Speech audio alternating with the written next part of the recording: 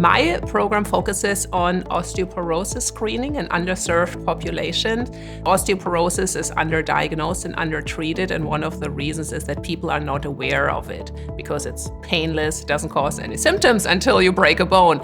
I'm using CT scans that are performed for other reasons. We call this opportunistic CTs, to take information on bone health out of these CTs and thereby improving screening for osteoporosis. It's often called the silent killer because there is a high mortality, especially after hip fractures from osteoporosis.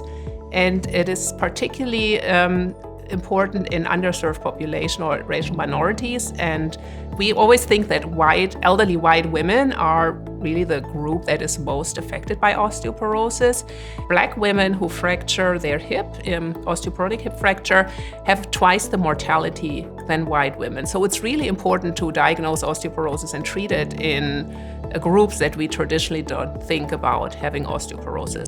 We perform in the US alone about 80 million CT scans a year, and we only use a small fraction of the information that on the CT scan, and we throw all the other things away.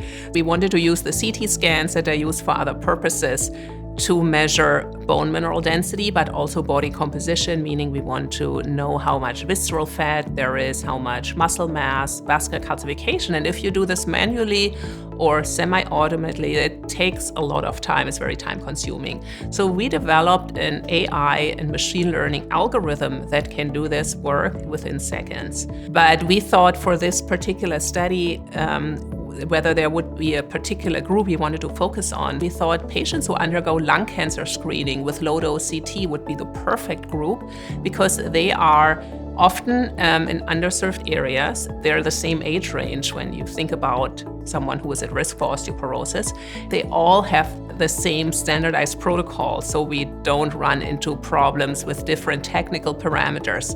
One of the most important or surprising findings of our study was that 49% of African American and Hispanic patients had osteoporosis. So this was the group that was thought always to be protected against bone loss, and almost half of them actually did have osteoporosis. Using the CT scans, maybe even in patients where you don't suspect it, and it really doesn't cost, it's no extra radiation, no extra study you have to do, no extra money, I think really allows us to do a screening across all populations, and especially minorities, but also men that are often not thought about having osteoporosis. We want to now reach out to the primary care physician, but also bring awareness to the patients, empower the patients to know about their bone health, to ask about it when they see their primary care physician. What we are also doing right now, we're getting FDA approval for our AI algorithms, so this can be implemented everywhere and get FDA approval. My goal is to implement it into the medical record, the electronic health record. So every time you get a CT scan, you know about your muscle mass, your visceral adiposity, and then you can track it like you track your cholesterol or your weight or BMI.